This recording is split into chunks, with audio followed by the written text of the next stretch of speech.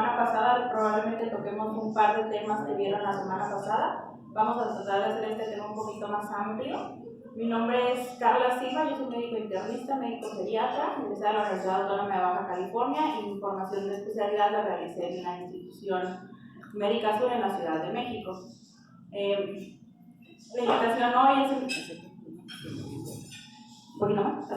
¿Me alcanzan a escuchar todos? Ok, muy bien. Vamos a hablar entonces, el tema es el impacto que tiene la pandemia en el adulto mayor. Mi especialidad es pediatría y nosotros estamos muy interesados en el abordaje en todos los órganos y sistemas y en todas las áreas que tienen que ver con el adulto mayor, no nada más el área médica, ¿no?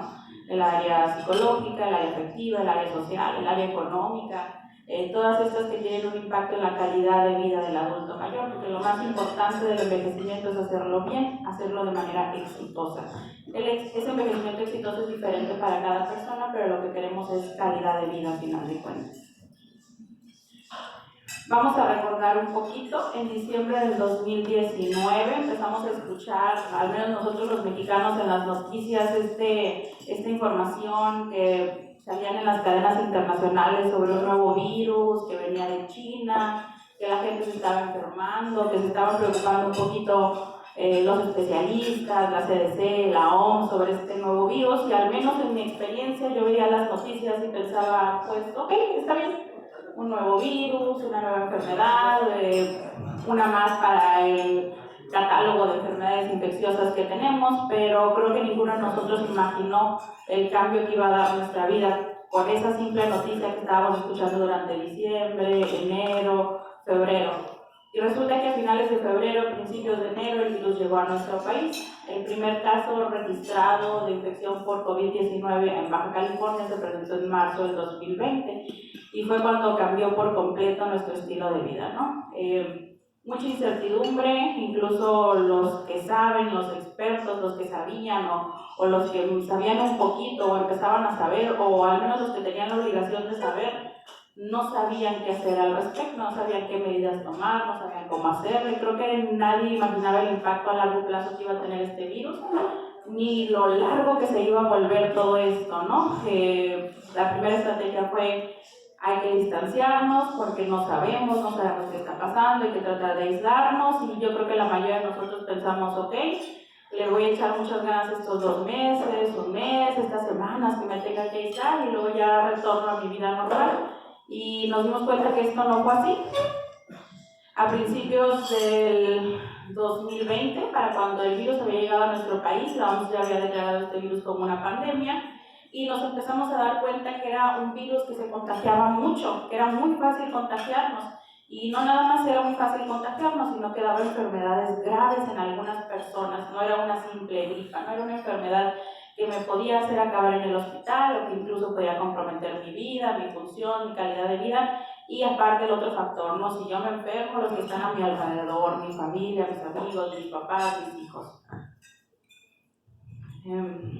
Los casos empezaron a aumentar después de marzo del 2020 aquí en nuestra ciudad de manera exponencial. Incluso la atención médica se tuvo que modificar, lo cual causó un impacto y nos hizo ver las deficiencias tan importantes que tiene nuestro sistema de salud pública. Al momento en que tenemos 2 o 3 hospitales grandes en la ciudad, y de repente empezó esto de que aquí sí vemos COVID, acá no vemos COVID, y empezamos a ver tanto el impacto en la salud de los pacientes que sí se enfermaron, como el impacto de la salud de los pacientes que no se enfermaron, ¿no? Muchos de esos pacientes que acudían a sus consultas de enfermedades crónicas para atender su diabetes, hipertensión, se quedaron sin consulta por estos hospitales que dijeron, pues aquí solo vamos a ver COVID, ¿no? Y nos dimos cuenta que no tenemos muchas opciones en cuanto a la atención médica. Y aquí empezamos a ver los primeros impactos de la pandemia. Entonces, empezamos a tratar de hacer un plan, a tratar de poner como opciones que podíamos tener en cuanto a la atención o la respuesta que íbamos a tener al virus. Había mucha incertidumbre, nos dimos cuenta que había muchos contagios, la pandemia se vino como una ola, bien llaman ola porque no se pudo controlar, llegó fuerte. Empezamos a ver muchas muertes y nos empezamos a dar cuenta que había algunos pacientes más susceptibles tanto a contagiarse como a morir por esta enfermedad. Y dentro de este grupo de pacientes susceptibles, pues estaban los pacientes que tenían muchas enfermedades, los pacientes con cáncer, diabetes, hipertensión, Y también sabemos que muchas de estas enfermedades se engloban en una cierta área de la población, que son los adultos mayores, y nos empezamos a dar cuenta que los adultos mayores eran los que tenían mayor impacto en cuanto a infecciones y en cuanto a malos pronósticos asociados a esta enfermedad.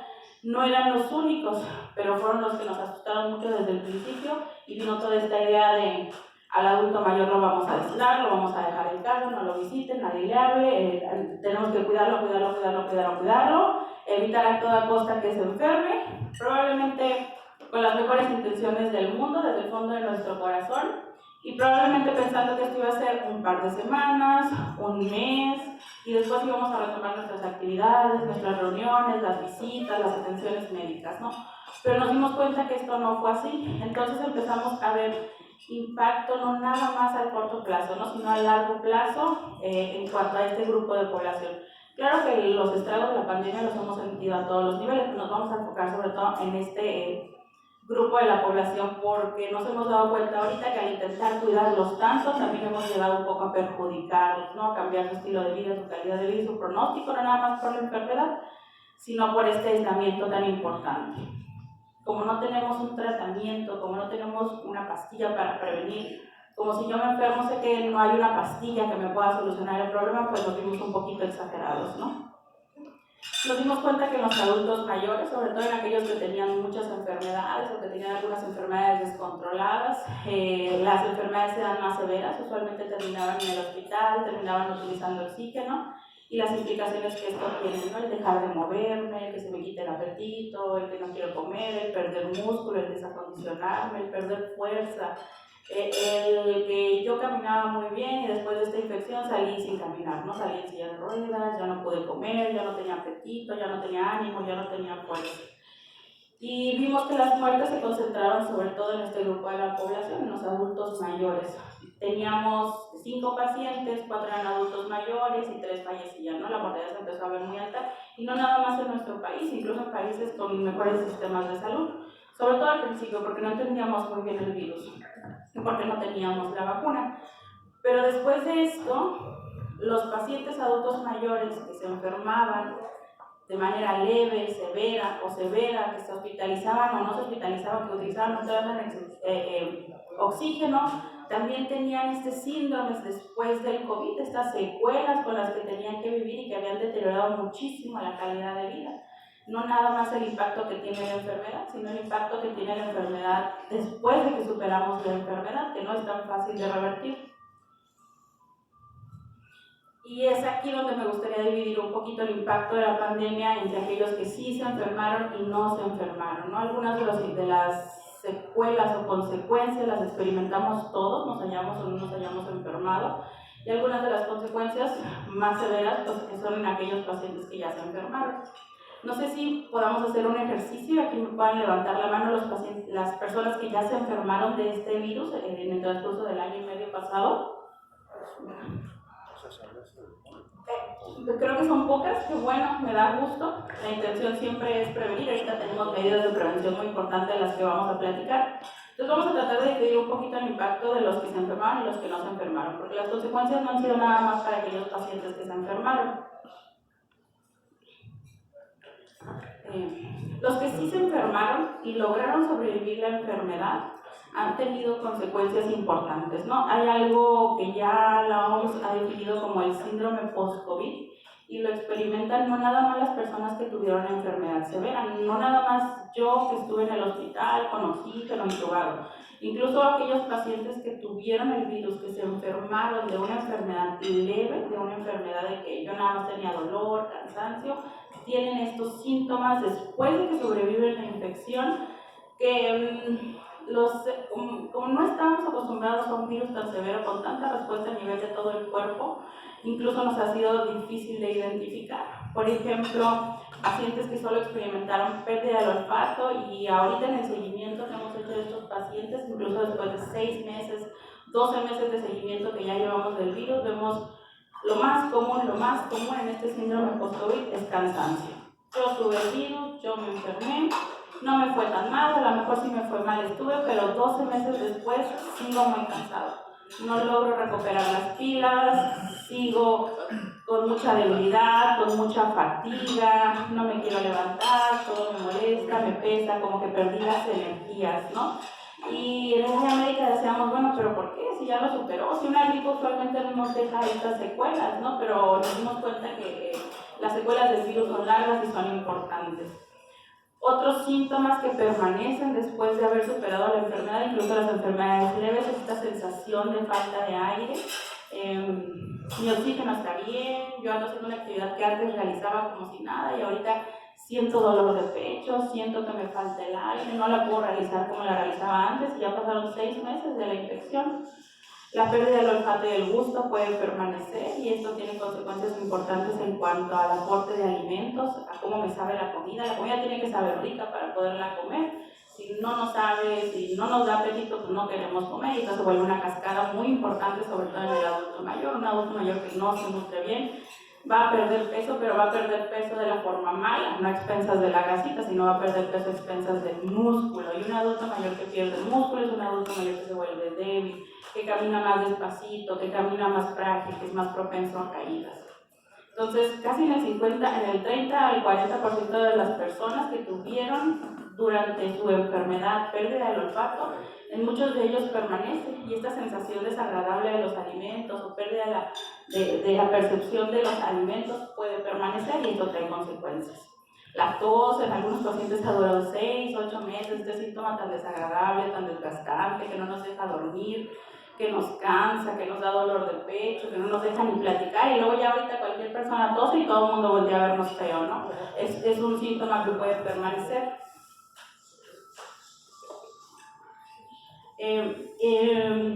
El dolor de cabeza permanece, puede seguir el ciclo, es un dolor opresivo, como que nos aprieta en la cabeza, como que vemos borroso, como que no se me quita, se atenúa un poquito, no sé por qué.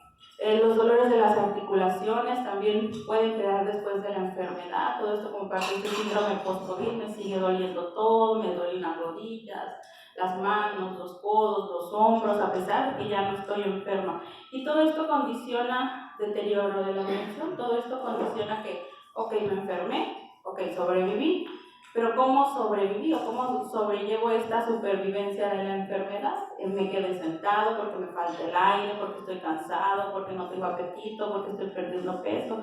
Y entonces este virus me deteriora mucho la calidad de vida, ¿no? El impacto que tiene en mi calidad de vida. Ya no me quiero mover, ya no quiero salir, me aíslo y esto tiene otras consecuencias que vamos a hablar un poquito más adelante. Mareos es otro síntoma muy común que queda después de la enfermedad, no sé por qué, pero me levanto y siento como que me mareo, voy caminando y siento como que me mareo.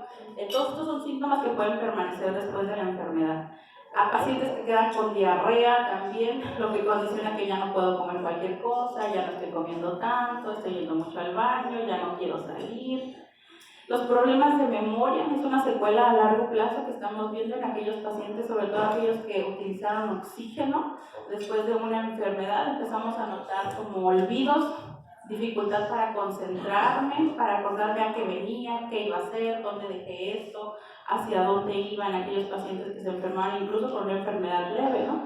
Y el desencadenante de estos problemas que a lo mejor ya los traíamos y no nos habíamos dado cuenta, pero también hemos visto una asociación del virus a desarrollar estos problemas. Y un problema muy importante que queda después de la infección pueden ser los problemas del sueño, problemas para dormir, quedarme dormido o me estoy despertando toda la noche, que pueden no estar asociados a esta sensación que probablemente hablaron la semana pasada, angustia, depresión, inseguridad, miedo. Pero los problemas del sueño, incluso sin estos síntomas, se pueden presentar y el no dormir bien deteriora mucho la calidad de vida, no nada más deteriora la calidad de vida. Dormir es un proceso muy importante para el cuerpo. Cuando el cuerpo duerme es donde se relaja, donde guarda la información, donde la memoria se queda consolidada, entonces el no dormir tiene secuelas o un impacto importante en cuanto a la memoria, en cuanto a la presión, se sube un poquito más la presión cuando yo no duermo bien, se sube un poquito más el azúcar cuando yo no duermo bien, tengo menos atención durante el día, entonces se me pueden olvidar las cosas, me puedo tropezar, dónde dejé las llaves, no apagué la estufa, dónde dejé mi cartera, iba manejando y resulta que como traigo la atención disminuida no me di cuenta y tuve un accidente automovilístico. Y la otra cosa muy importante de dormir, pues es el impacto que tiene sobre el ánimo, ¿no? Sobre el ánimo, si ando más irritado, si ando de malas, si tengo problemas, si ya no quiero ir a la reunión, si me empiezo a aislar. Esto es en relación a las personas que sí se enfermaron, ¿no? Todos estos síntomas después de la enfermedad, que mucha gente podría incluso desestimar, podría decir, ay, pues es quejumbroso, se la pasa quejándose, ya todo le duele, esta mala costumbre que tenemos a asociar las quejas con la edad, lo cual es un error grandísimo, ¿no? Yo puedo tener 80 años y sentirme de manera perfecta, no tendría por qué estarme quejando, ¿no? Entonces, estos síntomas tan inespecíficos, nada más estoy cansado, no duermo bien, como que me duele un poquito el pecho, pero ya fui al cardiólogo y todo está bien. Todas estas quejas se ven más exacerbadas en el adulto mayor y pueden ser quejas que incluso se lleven a un poco de impacto en el ambiente familiar, precisamente porque tenemos esta muy mala cultura del envejecimiento. Estamos acostumbrados al adulto mayor a hacerlo como un poquito menos, como no contar o tomar en cuenta sus quejas, sus molestias, las secuencias o las secuelas que él pueda tener. Entonces, este tiene también un impacto emocional tanto en el entorno social. Vamos a hablar ahorita un poquito también del impacto físico que ha tenido el virus, no nada más en las personas que sí se enfermaron, sino en todos los que no nos enfermamos, en todos. Este impacto físico ha sido desde el niño que iba a la primaria y hacía ejercicio y ahorita se la pasa en la escuela en línea, sentada en una computadora y ya no tiene recreo, ya no tiene amigos, hasta el adulto mayor de 100 años que antes iba a sus clases de Tai Chi y ahora ya no lo puede hacer. El impacto físico que ha tenido este virus suena un poquito lógico porque nos aislamos, nos quedamos encerrados en casa y se nos acabaron un poquito las opciones, ¿no? Decimos, ¿qué hacemos? Pues me siento enfrente del televisor, leo un libro, tejo, leo las noticias, pues me voy a dormir temprano, empecé a dormir siestas, entonces mi actividad física empezó a disminuir. La actividad física, si existe una remedio o una pastilla anti-envejecimiento, es la actividad física. La actividad física es la clave de envejecer de manera exitosa, es lo que nos da una marcha estable, una marcha adecuada, velocidad, agilidad, evita caídas, nos protege durante las enfermedades, el haber desarrollado músculo, el tener una buena condición física. Entonces el aislamiento que pensamos que iba a ser corto, que dijimos me aíslo, un necesito, 2 necesitos y que ya tenemos más o menos, ¿no? Porque nos hemos ido desaislando poco a poco sin importar el semáforo, sin importar nada. Pero este aislamiento cambió por completo nuestra manera de hacer actividad física. Si de por sí, a manera muy general, sin hablar de nadie, en México no somos un país que realice mucha actividad física. En el momento que nos encerramos en la casa cambió todo. Dejamos de hacer ejercicio y empezamos a comer, porque ¿qué hacíamos? Aparte de ver la tele y aparte de ahí empezar a platicar con la familia, pues empezábamos a comer. Entonces, menos actividad física, mayor consumo de calorías, hizo que yo tenga desacondicionamiento físico, hizo que perdiera condición física, que antes yo subía las escaleras sin ningún problema y ahorita subo las mismas escaleras de mi casa y ya como que hasta siento que hasta me falta el aire, que ya voy más despacito, que ya me tardo más, que ya me voy a caer, que ya me voy para atrás. Empecé muy bien el aislamiento, pero a los 6 meses ya traía el bastón, ya traía la andadera, yo cuando salía me sentí insegura y es más, ya no quería salir, ya sentía raro de salir, ya me siento insegura, siento que me voy a caer. Ese desacondicionamiento físico, esta falta de actividad física, estos cambios en nuestra alimentación han ocasionado problemas de peso en el adulto mayor. Problemas de peso tanto como aumento de peso, que el aumento de peso se relaciona con empeoramiento de las enfermedades, lastimar las articulaciones, disminución de la calidad y el tiempo de vida, pero también pérdida de peso no intencionada, porque existe esta otra rama, ¿no? De que estoy en la casa, estoy solo, pues ¿para qué como? ¿Para qué hago desayuno? ¿Para qué cocino para mí sola? Como cualquier cosa que encuentre. Y muchos adultos mayores se encuentran con pérdida de peso no intencionada. Y ya lo dijimos, cuando un adulto mayor pierde peso, usualmente lo pierde a expensas de músculo, y el músculo es lo más importante que tenemos. Secundario a todo esto, hemos visto más caídas en el adulto mayor, más hospitalizaciones por fracturas, más hospitalizaciones por fragilidad, más hospitalizaciones por traumatismos a nivel de la cabeza. Secundario a todas estas debilidades que hemos ido desarrollando porque no me muevo, porque ya no como bien, porque ya camino inseguro, porque ya perdí mis músculos. Que nos lleva a un desenlace horrible, que yo creo que es un desenlace peor que la muerte para cualquiera de nosotros, que es la discapacidad. El yo no moverme, el yo no hacer actividad física, yo perder el músculo me puede volver una persona discapacitada, una persona con discapacidad, que es una persona que está en silla de ruedas, que ya no puede comer solo, que ya no puede ir por su propia comida, que ya no puede ir solo a la tienda, que ya no puede manejar su dinero, que pierde su independencia. Yo creo que lo peor que nos puede pasar es perder la independencia, ¿no? Muy al contrario de lo que podemos creer en cuanto a la vida y la muerte, ¿no? Yo le digo a muchos de mis pacientes cuando estamos hablando del ejercicio, de la actividad física y de la importancia de controlar todas estas enfermedades, y siempre les digo primero esto, no se puede escuchar cruel, pero yo creo que cuando tenemos 80, 90, 100 años, lo peor que nos puede pasar no es morir, es tener que depender de alguien más, es tener que ser alimentados en la boca, es tener que usar un pañal, es tener que mi hijo me bañe, me cambie, me lleve, me traiga. Y esto es la cosa. Y ese es el impacto o las secuelas que nos enfrentamos nosotros los geriatras en aquellos pacientes que no se enfermaron de COVID, pero los dejamos encerrados en su casa, pero se dejaron de mover, pero dejaron de funcionar, y ahora esta discapacidad, esta dependencia del núcleo familiar trae consecuencias muy importantes.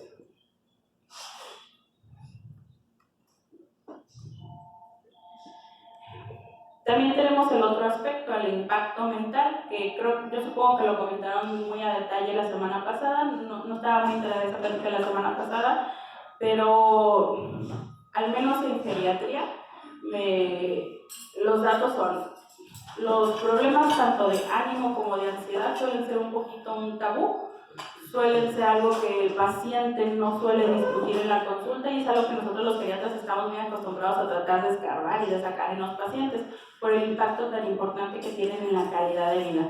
A veces viene un paciente que le duele la cabeza, que trae descontrolada la presión, trae descontrolada el azúcar, no está durmiendo bien, ya no lo aguantan los hijos, él ya no aguanta a los hijos, y dele algo para el dolor, y dele algo para la presión, y 4, 5, 6 pastillas para la presión, y una pastilla para dormir, y otra pastilla para la diabetes, y resulta que lo único que teníamos que arreglar es el componente anímico. Lo único que teníamos que hacer es dar un tratamiento para la ansiedad, dar un tratamiento para el ánimo, y eso hace que el paciente de tomar 10 pastillas, 6 pastillas para la presión, se tome una, de tomar 4 pastillas para la diabetes, se tome una, y incluso ya hasta le vuelven a caer bien los hijos, ¿no?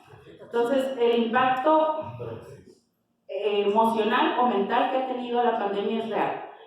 Yo más o menos lo noté como a los 6 meses, en mi consulta empezaron a llegar pacientes cuyo diagnóstico a final de cuentas era esto, ¿no? Y es una realidad, no nada más en los adultos mayores, esto no es un síntoma, no estamos hablando de nada más en esta población, pero este cambio en el estilo de vida, este miedo, el haber sobrevivido, el infectar a una persona, el que tengo que trabajar y me puedo infectar, pues tiene un impacto muy importante. Sobre todo porque un mecanismo que tenemos muy importante para lidiar con esto es la actividad física, y ya dijimos que la hemos estado perdiendo, ¿no? El ejercicio es un liberador de estrés súper importante y potente.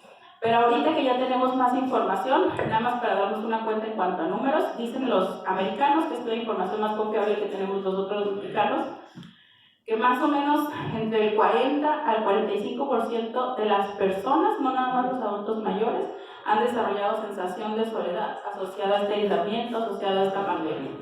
Más o menos el 46% de los adultos mayores han reportado falta de contacto social por más de un mes en más de una ocasión. Adultos mayores que durante un mes no han convivido ni con el hijo, ni con la familia, ni con el vecino, y han estado solos en casa. Secundario este virus. Los trastornos de ansiedad han aumentado en un 20 a 30% los casos en las consultas reportadas. Las reportadas, ¿no? Porque incluso a veces va el paciente y si le toca un médico que anda a prisa, ni le pregunta, ni le interesa, ni se fija y no se reporta. Pero de lo reportado hemos visto un aumento del 30% en los trastornos de ansiedad y del 35% en los trastornos del ánimo en el adulto mayor registrados en la consulta. Y esto tiene un impacto físico, tiene un impacto social, tiene un impacto mental muy importante, tiene un impacto económico muy importante, que es otro impacto del que vamos a platicar ahorita. La otra cosa que es importante saber es que, sobre todo en el adulto mayor, que es el área que estamos tratando ahorita, que es el área a la que yo me dedico, los trastornos de ánimo, ansiedad, soledad no se presentan muchas veces así. El paciente no dice me siento solo, el paciente no dice me siento triste, el paciente dice me siento ansioso. Se presentan de manera muy sutil, se presentan como un descontrol de la presión que no tiene explicación. Sigo comiendo igual, no he bajado de peso, me estoy tomando mis pastillas y la presión toda descontrolada. Sigo igual, me porto igual, no he perdido peso y la diabetes está descontrolada. No se presenta necesariamente como me la paso llorando todo el día, ¿no? A veces el descontrol de las enfermedades crónicas, a veces nada más el estar de malas, el estar como muy de malas, de repente ya como que tengo menos paciencia, ando bien enojado, ya no estoy durmiendo bien, ya se me olvidan las cosas, son las maneras en que se presentan estos trastornos en el adulto mayor. Entonces, a veces por eso es difícil diagnosticarlos, pero el impacto que tenemos de tratarlos en la calidad de vida, que es lo que buscamos, calidad de envejecimiento y calidad de vida, es muy, muy importante. Entonces, vale la pena siempre, sobre todo ahorita con este factor tan importante que tenemos de la pandemia, hacernos una evaluación, buscarlos y darnos la oportunidad de ver qué tanto de esto estoy experimentando. No siempre estos trastornos necesitan tratamiento. Es importante saber que estos trastornos, cuando ya están establecidos, se curan, a diferencia de la diabetes, por ejemplo, a diferencia de la presión, a diferencia de algunos cánceres. Esas son enfermedades que se curan. Son enfermedades que llevan un tratamiento, se curan y ya no me vuelvo a preocupar ni vuelvo a tomar pastillas toda la vida. Porque de repente también esos son como los tabús, ¿no? Son como, pues estás así, pues échale ganas, no estés así, ¿para qué estás triste? ¿Para qué estás preocupado? Pues duerme bien, pues descansa, tienes que dormir más, ¿no? Y pues eso uno no lo puede controlar. Si uno está ansioso y si no puedes dormir, tú no puedes dormir.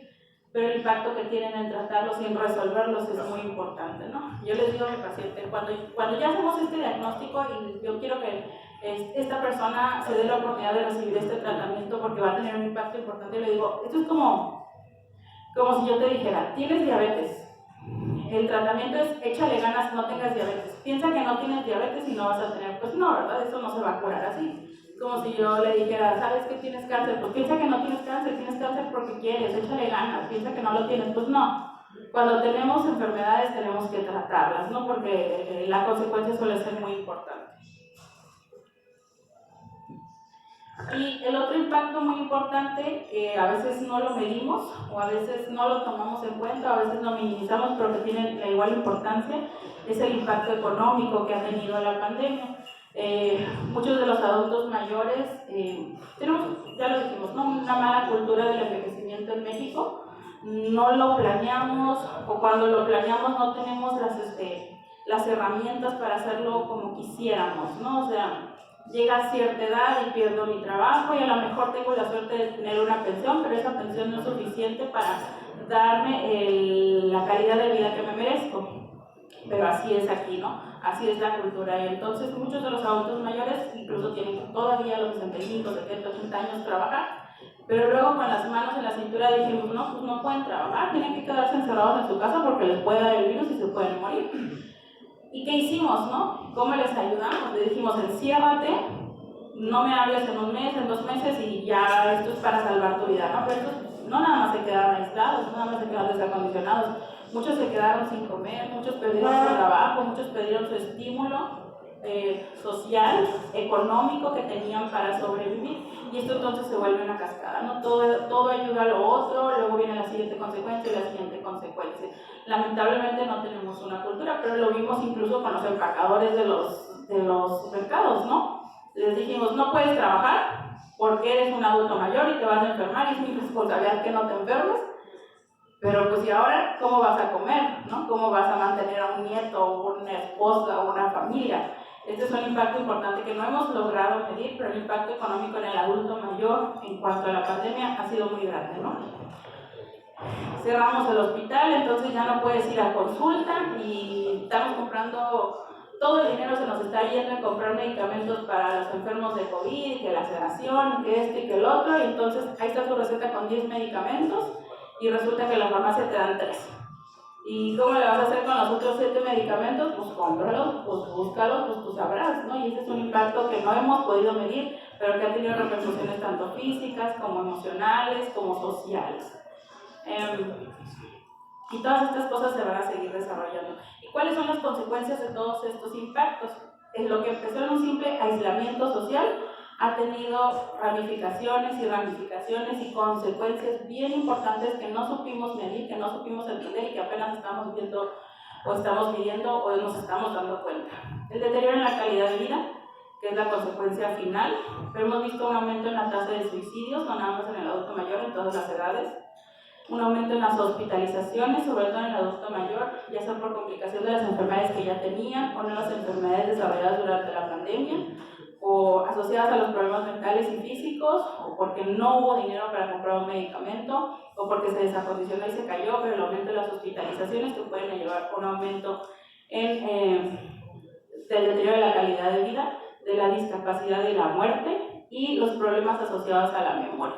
Los problemas de memoria, comúnmente llamados demencia, pero el término común, el término médico no es demencia, pero es como solemos llamarlo. También se ha visto exacerbados secundarios a la pandemia, y estas son como las consecuencias o las grandes consecuencias que podemos experimentar secundaria a todos estos impactos que hemos mencionado. Ahora, ¿qué podemos hacer? Una creo que ya la hicimos todos, que es vacunarnos. Si alguien falta de vacunarse, ya hablamos un poquito de las consecuencias que podemos tener secundario a esto. La luz al final del túnel parece ser la vacuna. El problema, o lo que apaga la luz o lo que no nos deja llegar a ese final del túnel es el poco acceso que hemos tenido a esta vacuna o el retraso que hemos tenido a esta vacuna, y que nos